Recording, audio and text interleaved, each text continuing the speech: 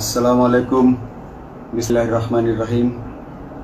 আমি বাংলাদেশ পুলিশের একজন কর্মকর্তা এসআই মাসুদ রানা। আমি আপনাদের কাছে কিছু তথ্য তুলে ধরতে চাই, যেটা বাংলাদেশের মানুষ অনেক দিন ধরেই জানে না, বা তারা এই প্রশ্নের উত্তর খুঁজছে অনেক বছর ধরে, কিন্তু কোনো উত্তর খুঁজে পায়নি।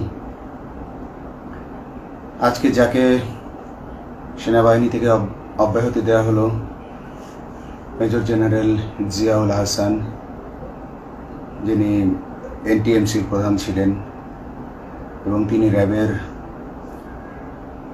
অতিরিক্ত পরিচালক ছিলেন। অতিরিক্ত পরিচালক অপারেশন। তিনি মেজর থাকতেই র্যাবে ছিলেন এবং বাংলাদেশে যত গুম খুন হয়েছে, বিএনপি সহ অন্যান্য যারা অ্যাক্টিভিস্ট, সেই গুম খুনের সাথে জড়িত এই জিয়াউল হাসান। অনেক নেতাদেরকেই র্যাবের কালো গাড়িতে করে সিভিলে ধরে আনা হতো, এনে র্যাব ওয়ানের গোপন আস্তানায় তাদেরকে আটক রাখা হতো। এরপর তাদেরকে সময় মতো অজ্ঞাত স্থানে নিয়ে তাদেরকে হত্যা করা হতো এবং অজ্ঞাত স্থানেই তাদের লাশ হয়তো নদীতে ডুবিয়ে দেওয়া হতো, নয়তো তাদেরকে দাফন করা হতো, নয়তো অ্যাসিডের মাধ্যমে তাদের লাশকে গলিয়ে দেওয়া হতো। আমি 2014 অক্টোবর থেকে 2017 ডিসেম্বর পর্যন্ত র্যাব সদর দপ্তরে কর্মরত ছিলাম। তখন র্যাবের ডিজি ছিলেন বেনজির, যিনি আজকে দেশের হাজার হাজার কোটি টাকা চুরি করে, পুলিশের হাজার হাজার কোটি টাকা চুরি করে পালিয়ে গেছেন বিদেশে। তো আমি দেখেছি অনেক মানুষকে কিভাবে অন্যায়ভাবে গ্রেফতার করে নিয়ে গুম করে রাখা হতো। আমি রিসেপশনে ডিউটি করতাম। গুম হয়ে যাওয়া মানুষের স্বজনেরা আমার কাছে আসতো, কিন্তু আমাদেরকে কঠোর নজরদারিতে রাখা হতো। সিসি ক্যামেরার আওতায় ছিলাম, তাদের সাথে আমরা ওভাবে কথা বলতে পারতাম না। তাদেরকে কোনো তথ্য দেওয়া নিষেধ ছিল আমাদের জন্য। কিন্তু তাদের স্বজনরা আসলে এসে যখন এখানে কান্না করতো, আমি নিজেকে ধরে রাখতে পারিনি। আমি অনেকের স্বজনকেই তাদের স্বজনের, গুম হয়ে যাওয়া স্বজনের পরিণতির কথা জানিয়ে দিতাম। বিশেষ করে যাদেরকে মেরে ফেলা হতো, খুন করা হতো, তাদেরকে আমি খারাপ সংবাদটা দিতাম না। কিন্তু যাদেরকে বন্দি করে রাখা হতো, যেমন বিএনপি নেতা সালাউদ্দিন আহমেদকে যখন অ্যারেস্ট করে আনা হলো, তিনি অ্যারেস্ট করার সময় ধস্তাধস্তিতে মাথায় আঘাত পেয়েছিলেন। তাকে র্যাব ওয়ানের গোপন কক্ষে আটক করে রাখা হয়েছিল দীর্ঘদিন। এরপর তাকে এক সময় ভারতে পাচার করে দিয়ে আসা হয়। তাকে অজ্ঞাত কারণে হত্যা করা হয়নি। তার ফ্যামিলি এসেছিল, তার স্ত্রী হাসিনা আহমেদ, তার ভাই গিয়াসউদ্দিন আহমেদ। ওনারা আমার কাছে বেশ কয়েকবার এসেছেন। আমি কয়েকদিন ওনাদের এই উদ্বেগ, উৎকণ্ঠা আমার সামনে বসে কান্নাকাটি দেখে আমি থাকতে পারিনি। আমি ওনাদেরকে কৌশলে আমার ফোন নাম্বার দিয়ে আমি ওনাদের সাথে দেখা করে ওনাদেরকে জানিয়ে দিই যে সালাউদ্দিন সাহেবকে হত্যা করা হয়নি, উনি জীবিত আছেন এবং ওনাকে হত্যা করার সিদ্ধান্ত নেওয়া হয়নি। এই সিদ্ধান্তগুলো যিনি নিতেন তিনি হচ্ছেন বর্তমানে মেজর জেনারেল জিয়াউল হাসান, যাকে আজকে অব্যাহতি দেওয়া হয়েছে। শুধু অব্যাহতি যদি দেয়া হয়, তাকে যদি বিচারের মুখোমুখি করা না হয়, তাহলে এই আন্দোলনের, এই স্বাধীনতার কোনো মূল্য থাকবে না। আমি আজকে আর কাউকে ভয় পাই না। আমি আজকে বিশ্বাস করি যে আজকে আমাকে এই সত্য বলার জন্য কেউ গুম করে দিতে পারবে না, এই সত্য বলার জন্য কেউ আমাকে অ্যারেস্ট করবে না। সেই কারণে আমি বুকে সাহস নিয়ে আজকে কথাগুলো বলছি। আপনারা যারা বিএনপি নেতা ইলিয়াস আলীর অপেক্ষায় আছেন, তাদের জন্য দুঃখজনক সংবাদ। তাকে অনেক আগেই হত্যা করা হয়েছে।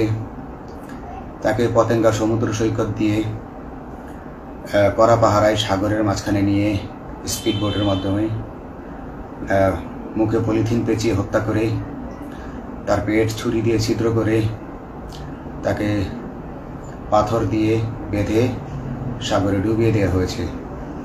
শুধু ইলিয়াস আলী নয়, অনেক নেতার সন্ধান যারা আজও পাননি। কিছু মানুষ তো ঘর থেকে উদ্ধার হয়েছে, কিন্তু যাদেরকে আপনারা পাননি তাদের সবার এই করুণ পরিণতি হয়েছে। আমি যদিও তারা এই কাজগুলো অতি গোপনে করত এবং র্যাবের অন্যান্য শাখার কর্মরত কর্মকর্তা কর্মচারীরা এটা জানতো না, কিন্তু আমি অত্যন্ত বিচক্ষণভাবে আমি এই খবরগুলো নিতাম, কারণ আমি জানতাম এগুলো একদিন আমি প্রকাশ করতে পারবো। এবং এই দিনটার অপেক্ষায় ছিলাম আজকে এত বছর, মানুষের কাছে সত্য প্রকাশের। বাংলাদেশের মানুষ জানুক যে কারা খুনি, কারা এত মানুষকে গুম খুন করেছে, এই দেশ থেকে এই দেশে ত্রাসের রাজত্ব কায়েম করেছে। তারা মাদকের ক্রস ফায়ারের নামে যে হত্যা ট্র্যাডিশন চালু করেছিল, এই ট্র্যাডিশনের উদ্দেশ্য ছিল বিরোধী দলের লোকজনকে হত্যা করা। কারণ পুলিশ এবং সেনাবাহিনীর অনেকেই মানুষ হত্যা করতে ভয় পেত, তারা এটাতে অভ্যস্ত ছিল না। অনেকেই অনেক সাহসী, কিন্তু একটা মানুষকে হত্যা করার পর তারা আর ঘুমাতে পারতো না, তাই তারা এসব কাজ করতো না। কিন্তু খুনি হাসিনা কিছু মানুষকে এভাবে হত্যা করতে করতে পুরস্কৃত করার মাধ্যমে হত্যা করতে অভ্যস্ত করে ফেলে। তারাই এই গ্রেফতারকৃত এই গুমকৃত মানুষদেরকে গুলি করে হত্যা করত। এবং তারা এতটাই নিষ্ঠুর যে তারা এক একজন কয়েক শত করে হত্যা করেছে। এবং এই মানুষগুলোর সংখ্যা বেশি নয়, কারণ সবাই লাশ দেখতে পারে না। একটা মানুষকে খুন করার পর লাশের যে ছটফটানি এবং মাথায় গুলি করার পর মাথার যে বিকৃত অবস্থা, এই জিনিসগুলো আমাদের অনেকেই আমরা সহ্য করতে পারি না। তাই আমাদের মধ্য থেকে কিছু হায়নাকে বেছে নিয়ে তারা একটা টিম গঠন করে, তাদেরকে র্যাব সদর দপ্তরে বেনজির আহমেদ প্রতি মাসে পুরস্কার দিতে ডাকতেন। এবং প্রত্যেকটা র্যাবের বিভিন্ন শাখায় এরকম দু একজন রাক্ষস ছিল যারা মানুষকে শুট করত, গুলি করত, হত্যা করত এবং গুম করত। তারা এখনো আছে। তাদেরকে আমি নতুন সরকারের কাছে দাবি জানাবো, তাদেরকে বের করতে হবে, তাদেরকে বিচারের আওতায় আনতে হবে। না হলে এত শহীদের বিনিময়ে যে ফ্যাসিবাদ থেকে, যে স্বৈর শাসন, যে খুনি হাসিনার হাত থেকে আমরা মুক্তি পেয়েছি, সে মুক্তির প্রকৃত মূল্য আমরা পাবো না, প্রকৃত স্বাদ আমরা পাবো না। এই খুনিদেরকে বের করতে হবে, এই খুনিদেরকে বের করে আইনের আওতায় আনতে হবে। বাংলাদেশ পুলিশ কখনোই গুলি করতে অভ্যস্ত ছিল না। আপনারা জানেন একসময় পুলিশ যে গুলি করতো না, এটা নিয়ে অনেক ব্যঙ্গচিত্র ছাপা হতো পত্রিকাগুলোতে, যে গুলি না করতে গুলি খেলনার বন্দুকে পরিণত হয়েছে। তো কিন্তু সেই নিরীহ পুলিশকে রক্তপিপাসু হিসেবে শেখ হাসিনা তৈরি করেছে। তবে সবাই নয়, কিছু কিছু মানুষ। আপনারা দেখেছেন এবং এই আন্দোলনের ভিডিও ফুটেজ দেখলেও দেখবেন যে কয়েক শত পুলিশের মধ্যে কেবলমাত্র কয়েকজনই জনতার দিকে গুলি ছুড়ছে। তো আপনারা ঢালাওভাবে পুলিশকে আপনাদের আক্রমণের নিশানা বানাবেন না। নতুন সরকার অবশ্যই এর বিচার করবে। আমি আশাবাদী নতুন সরকারের কাছে। তারা যদি আমার কাছে কোনো তথ্য চায়, আমি তথ্য দেব ইনশাল্লাহ। এবং এই খুনিদেরকে, এই রাক্ষসদেরকে বের করতে হবে। প্রতিটি গুমের, প্রতিটি হত্যার সুষ্ঠু তদন্ত করলে এগুলো বের হয়ে আসবে বলে আমি আশা করি। এবং আমি চাই এরা ধরা পড়ুক, এদের বিচার হোক, না হলে এরা যুগে যুগে এই রাক্ষস যুগে যুগে রয়ে যাবে, আমাদের মাঝেই তারা লুকিয়ে থাকবে এবং যুগে যুগেই তারা মানুষের রক্ত পান করেই যাবে। পুলিশ বাহিনী মানুষকে সেবা করবে, এটাই হওয়া উচিত পুলিশের ধর্ম। পুলিশের ধর্ম হবে পুলিশের জন্য, পুলিশ মানুষের জন্য। উন্নত রাষ্ট্রের পুলিশ মানুষ যেভাবে পুলিশকে ডাকলেই পুলিশ 5 মিনিটের মধ্যে ছুটে যায়, তাকে সাহায্য করে। আমরা বিভিন্ন ভিডিওতে দেখি যে পুলিশ হাঁসের বাচ্চাকে রাস্তা পার করে দিচ্ছে, একজন অন্ধ মানুষকে রাস্তা পার করে দিচ্ছে। বাংলাদেশের পুলিশ এমনটাই করতে চায়, আমরা এমনটাই করতে চাই, কিন্তু সেই পরিস্থিতিতে আমাদেরকে রাখা হয়নি। আমাদেরকে রাখা হয়েছে দৌড়ের উপর, আমাদেরকে রাখা হয়েছে বিভিন্ন অন্যায় কাজের উপর, বিভিন্ন অন্যায় আদেশের উপর। কেউ যারা মেনেছে তারা ভালো ভালো জায়গায় পোস্টিং নিয়ে থেকেছে, যারা মানেনি তাদেরকে খারাপ জায়গায় পোস্টিং দেওয়া হয়েছে, কারো চাকরি হারিয়েছে, কাউকে সাসপেন্ড করে রাখা হয়েছে। আমি নিজেও একজন এমন বৈষম্যের শিকার, অন্যায় মিথ্যা মামলার শিকার হয়ে আমি নিজেও বর্তমানে সাসপেনশন অবস্থায় আছি এবং এই সাসপেনশন অবস্থায় থেকে আমি আল্লাহর কাছে শুকরিয়া জানাই, কারণ এই সাসপেনশন থাকার কারণে আমি ছাত্র জনতার আন্দোলনের সাথে সংযুক্ত হতে পেরেছি। আমি সবসময় আল্লাহর কাছে দোয়া করেছি যে আল্লাহ, তুমি আমাকে মুজাহিদ হিসেবে কবুল করো, আমাকে জিহাদ করার তৌফিক দান করো এবং আমাকে শহীদী মৃত্যু দান করো। এবং আল্লাহ আমার দোয়া কবুল করেছেন। আমি ছাত্র জনতার সাথে এই জিহাদে অংশগ্রহণ করেছি, ছাত্র জনতা সফল হয়েছে। আমি গর্বিত আমি এই আন্দোলনে একজন পুলিশ অফিসার হয়েও আমি অংশগ্রহণ করতে পেরেছি। তো যাই হোক, আমি চাইব যে বাংলাদেশ পুলিশের, র্যাবের যে সকল কর্মকর্তা অগণিত মানুষের গুম খুনের সাথে জড়িত ছিল তাদেরকে ধরা হোক, তাদেরকে আইনের আওতায় আনা হোক। আমাদের মতো অনেক অফিসার আছি যারা এসব কুকর্মের সাক্ষী, আমরা সাক্ষ্য দেব। আমরা এখন আর ভয় পাই না। আমরা আসলে যে ভয় পেয়েছি তা নয়, আমাদের বাহিনীতে টিকে থাকাটা জরুরি ছিল।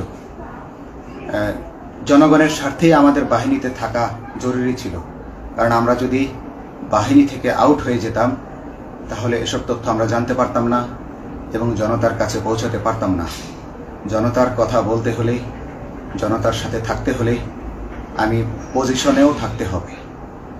এই জন্য অনেক কিছুই প্রকাশ করিনি, কারণ আপনারা ভালো মতোই জানেন যে অনেক সেনাবাহিনীর মেজরকেও গুম করে দেওয়া হয়েছে যারা মুখ খুলেছে। আমি তো একজন সামান্য সাব ইন্সপেক্টর, আমাকে গুম করে দেওয়া তাদের 1 সেকেন্ডের ব্যাপার ছিল। তো আমি এখন বিশ্বাস করি যে এখন সেই দিন, সেই কালো মেঘ সরে গেছে আকাশ থেকে, আকাশ মুক্ত হয়েছে, এই দেশ জালিমের শাসন থেকে মুক্ত হয়েছে। আল্লাহ তাআলা আমাদের উপর রহমত বর্ষণ করেছে। অগণিত মুসলিমের দোয়া আল্লাহ তাআলা কবুল করেছেন, অগণিত 18 কোটি মানুষের দোয়া আল্লাহ কবুল করেছেন। নইলে এইভাবে হঠাৎ করে 15 দিনের মধ্যে 15 বছর ধরে গড়ে ওঠা রাক্ষসের পতন ঘটা আল্লাহর রহমত ছাড়া এটা কখনোই সম্ভব হতো না। আমি আল্লাহর উপর ভরসা রেখে বলছি, আপনারা নতুন প্রশাসনকে ঢেলে সাজান, পুলিশ বাহিনীকে ঢেলে সাজান। এই সিস্টেমের মধ্যেই, পুলিশের এই সিস্টেমের মধ্যেই গণ্ডগোল আছে, নিয়োগের মধ্যে গণ্ডগোল আছে।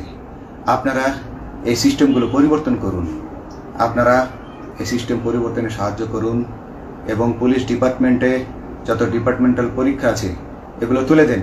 এই ডিপার্টমেন্টাল পরীক্ষাগুলোর মাধ্যমে আমাদের ঊর্ধ্বতনরা আমাদের গলা সবসময় চিপে ধরে রাখে, ঠিক আছে?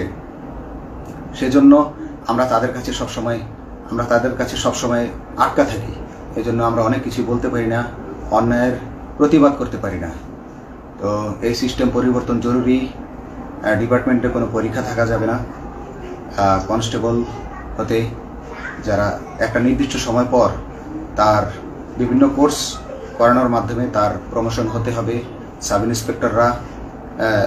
ইন্সপেক্টরে ভর্তি হয়ে 5 বছর পর ইন্সপেক্টর হিসেবে পদোন্নতি পাবে, তার 5 বছর পর সহকারী পুলিশ সুপার হিসেবে পদোন্নতি পাবে। এভাবে আইন পরিবর্তন করতে হবে। তাদেরকে দক্ষ করে গড়ে তোলার জন্য বিশেষ কোর্সের আয়োজন করতে হবে এবং সৎভাবে বাঁচার জন্য সঠিক বেতন কাঠামো এবং ভালো কাজের জন্য পুরস্কার এর ব্যবস্থা করতে হবে। বিভিন্ন যে চোরাই মাল মাদক উদ্ধারের জন্য সেক্ষেত্রেও বিশেষ পুরস্কারের ব্যবস্থা থাকতে হবে এবং বাসস্থান এবং যানবাহন, পুলিশের যেই ব্যয়টা হয় সেটা হচ্ছে বাসস্থান এবং যানবাহন। পুলিশ আমরা নিজের বেতনের টাকা দিয়ে মোটরসাইকেল কিনে চাকরি করতে হয়, এই বিষয়টা যেন না করতে হয় এবং সরকারি বাসস্থান যদি আমাদেরকে দেয়া হয় তবে আমরা বেতনের টাকা দিয়ে আমরা মানুষকে সেবা দিতে পারবো, সৎভাবে চলতে পারবো এবং দেশের মানুষকে সন্তুষ্ট করতে পারবো ইনশাল্লাহ। তো আমি আপনাদেরকে প্রথমে যেই তথ্যগুলো দিয়েছি গুম খুনের বিষয়ে, আপনারা এই তথ্যগুলো অনুসন্ধান করুন, অনুসন্ধানে টিম গঠন করুন। প্রত্যেকটা গুম খুনের বিচার হতে হবে এই দেশে। যারা আটক ছিলেন অনেকেই হয়তো এখন আয়নাঘর থেকে মুক্তি পেয়েছেন, কিন্তু যারা দুর্ভাগ্যের শিকার হয়ে মৃত্যুবরণ করেছেন তাদের আত্মীয় স্বজনরা, তাদের প্রতি আমার সমবেদনা রইল। তারা জোর দাবি তুলুন, তারা সবাই সরকারের কাছে আপনাদের পরিবার পরিজনের নিখোঁজ হওয়ার বিষয়টি তুলে ধরুন, আপনারা জোর দাবি জানান এবং গুম খুন তদন্তে একটি তদন্ত কমিটি গঠন করা হোক, যেখানে কোনো পুলিশ বা সেনাবাহিনীর সদস্য থাকবে না। এটা হতে পারে বিচার বিভাগীয় তদন্ত বা অন্য কারো মাধ্যমে, কিন্তু এই হায়নাদের এই খুনিদেরকে বের করুন, বের করে এদেরকে শাস্তির আওতায় আনুন, তবেই এই তারা তাদের বলিদান সফল হবে। আসসালামু আলাইকুম।